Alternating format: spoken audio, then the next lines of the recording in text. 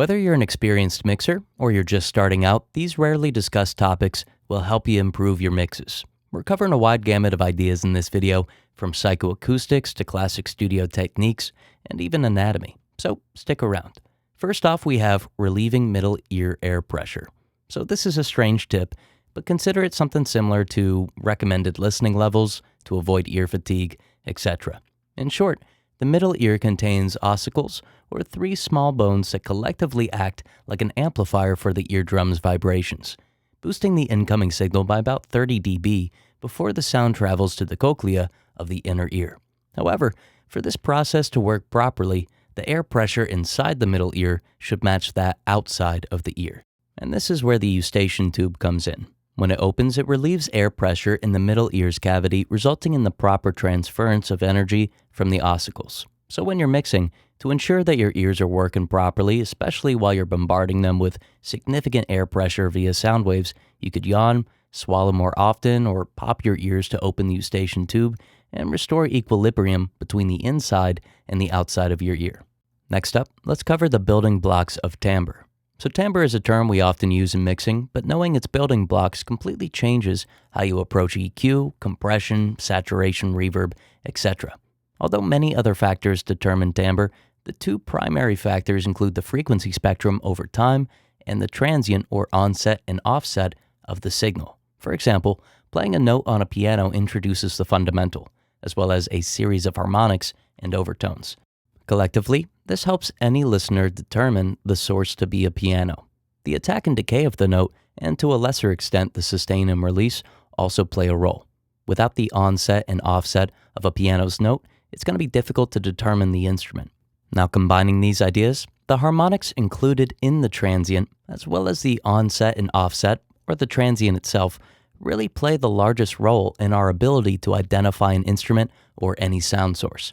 Now, to prove this to you, I'll take the transient of a piano and build the sustain and the release using sine waves. It won't sound perfect, but it gets surprisingly close to the sound of a piano. Now, regarding mixing, the point here is to pay particular attention to your transients. Compression, saturation, reverb, and even EQ all alter transients to varying degrees, so be sure to process your signals thoughtfully, or you could unintentionally alter their timbre. Conversely, understanding these ideas helps you affect their timbres if that's what you're trying to do.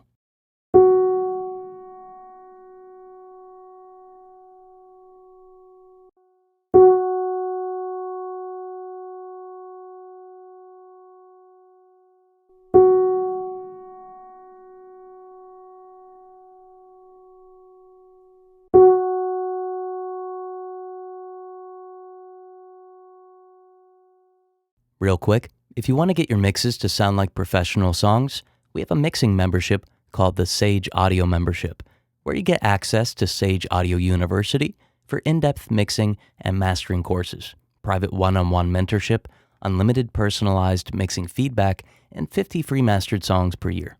Go to sageaudio.com or use the link in the description. Next up, let's cover don't always pan hard left and right. So panning hard left and right makes sense sometimes, but not all the time. It helps if we visualize our instruments within the stereo field.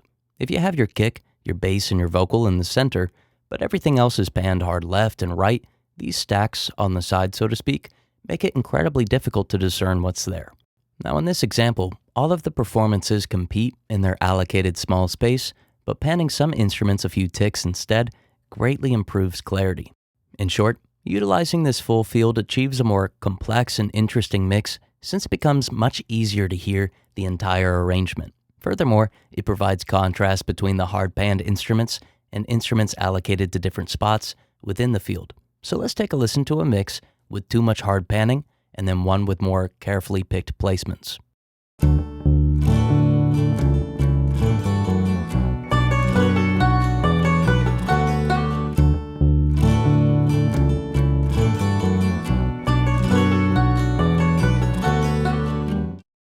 Next up, let's cover why contrast is incredibly important.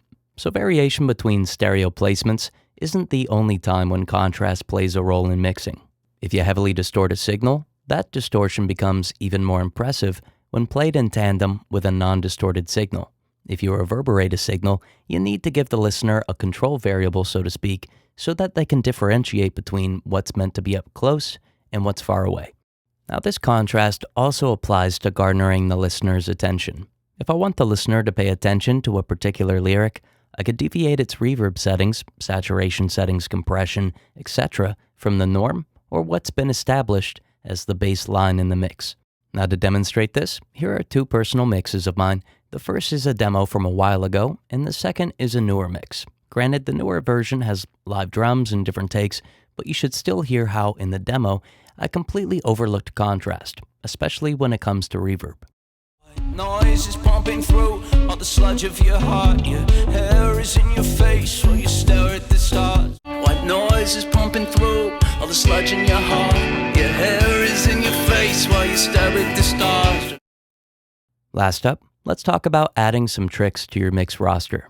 So you can't make a good mix using tricks alone, but once you have a solid foundation, they're a fun way to introduce some sounds indicative of certain eras or to add something unique to the track.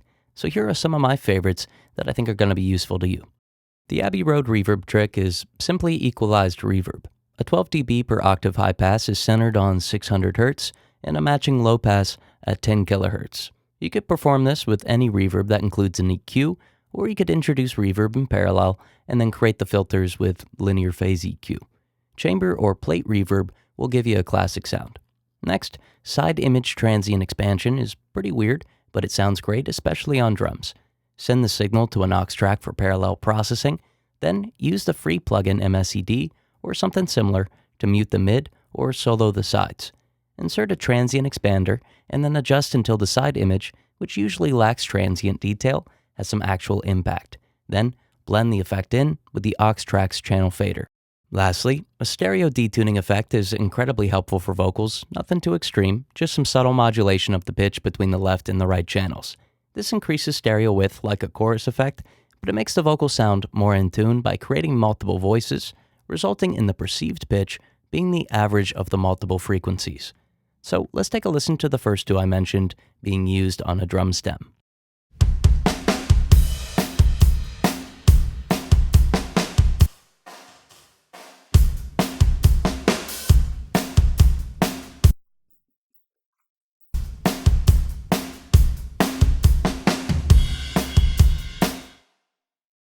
As I mentioned earlier, if you want to get your mixes to sound like professional songs, we have a mixing membership called the Sage Audio Membership, where you get access to Sage Audio University for in-depth mixing and mastering courses, private one-on-one mentorship, unlimited personalized mixing feedback, and 50 free mastered songs per year. Go to sageaudio.com or use the link in the description.